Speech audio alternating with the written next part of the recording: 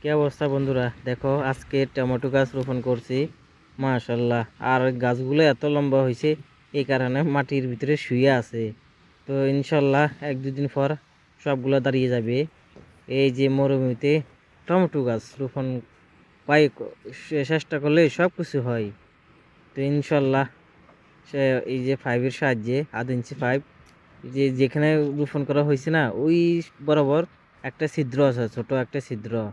ওইটার সাহায্যে গোড়া মানে পানি আসে। তো আর ভিডিওটা ভালো লাগলে শেয়ার করে দিবেন। এখানে মাত্র 3 পাইপ রোপণ করা হয়েছে টমেটো গাছ, আর রোপণ করব না, এটাই শেষ। তো এগুলা বীজগুলা দেশ থেকে আনা হয়েছে, মাশাল্লাহ বাংলাদেশি দেশি বীজ। তো তো তো ধন্যবাদ সবাইকে। ভিডিওটা ভালো লাগলে শেয়ার করে দিবেন, এরকম ভিডিও পেতে হলে ভাই।